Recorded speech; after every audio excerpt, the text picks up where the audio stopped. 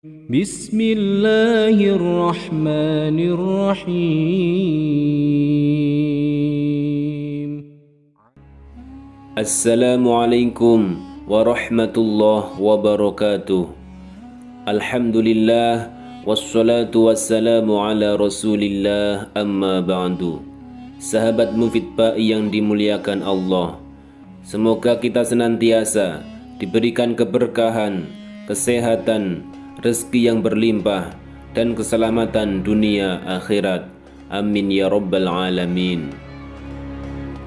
Sejatinya kegiatan ibadah bertujuan untuk mendekatkan diri kita kepada Allah Subhanahu wa Ta'ala.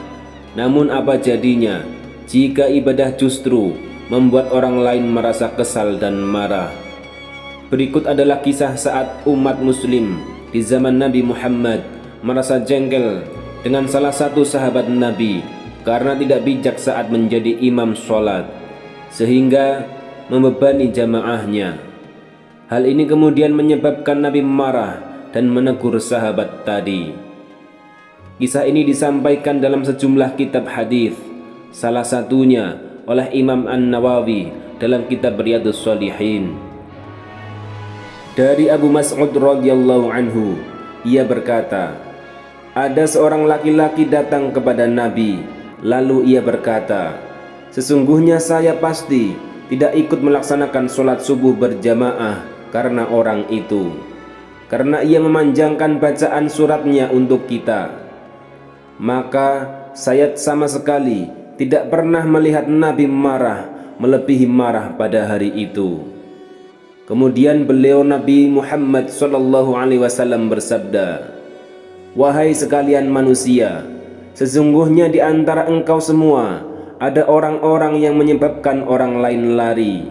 Maka siapa saja di antara kalian yang menjadi imam sholat untuk orang banyak, hendaklah ia mempersingkat bacaannya, sebab sesungguhnya di belakangnya itu ada orang yang sudah tua, ada anak kecil, dan ada pula orang yang segera hendak mengurus keperluannya.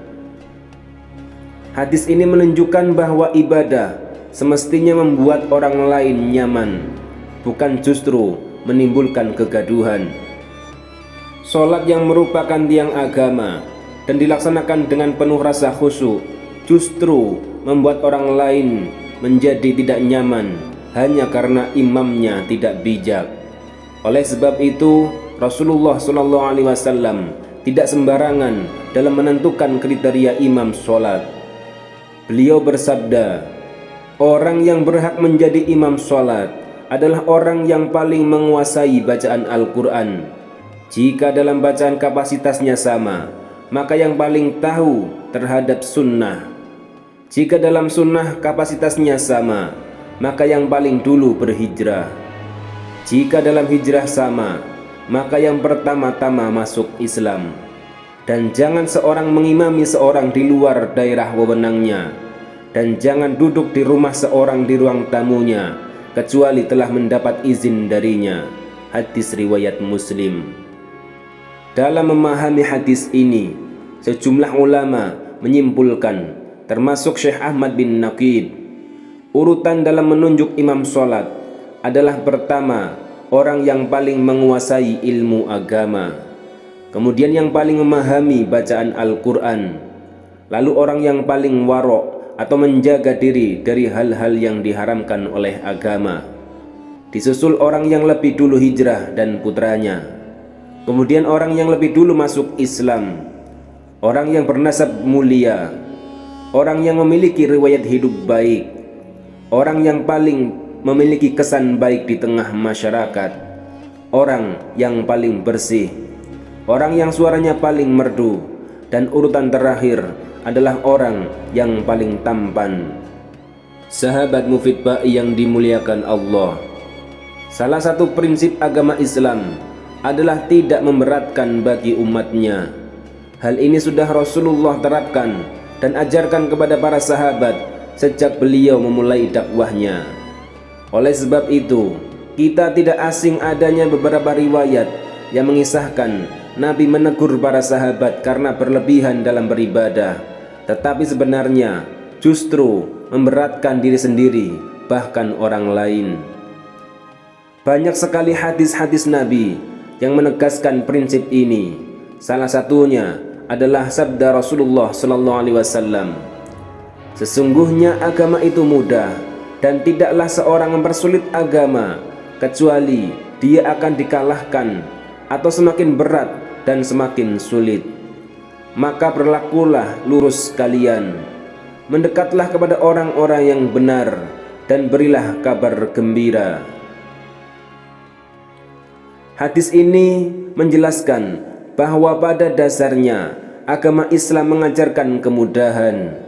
Hanya saja terkadang pemeluknya sendiri yang membuatnya terasa berat. Sebagai contoh, dalam ibadah dikenal namanya rukhsah atau dispensasi. Seperti orang yang sedang melakukan perjalanan jauh minimal 82 km. Orang ini dikategorikan sebagai musafir yang memenuhi syarat untuk mendapat keringanan, seperti boleh untuk membatalkan puasa. Dispensasi boleh untuk membatalkan puasa bagi si musafir adalah bentuk keringanan dari agama Islam.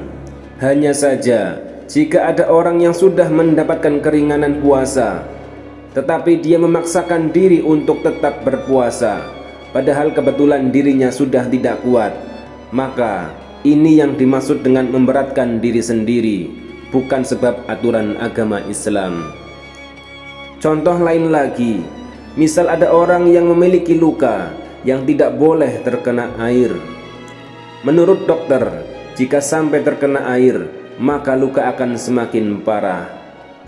Dengan begitu ia mendapatkan rukhsah atau keringanan untuk melaksanakan tayamum sebagai pengganti wudhu. Tapi jika dia memaksakan diri untuk wudhu dan terbukti lukanya semakin parah, maka bukan agama yang salah, melainkan orang tersebut karena tidak mau menggunakan keringanan agama. Sahabat Mufid Ba'i yang dimuliakan Allah, semoga kita semua dijadikan sebagai hamba Allah yang istiqomah dalam beribadah sampai ajal menjemput, dan semoga ibadah yang kita lakukan tidak mempersulit diri sendiri, bahkan orang lain. Amin ya Allah ya Rabbal Alamin. Wallahu a'lam bissawab. Wassalamualaikum warahmatullahi wabarakatuh.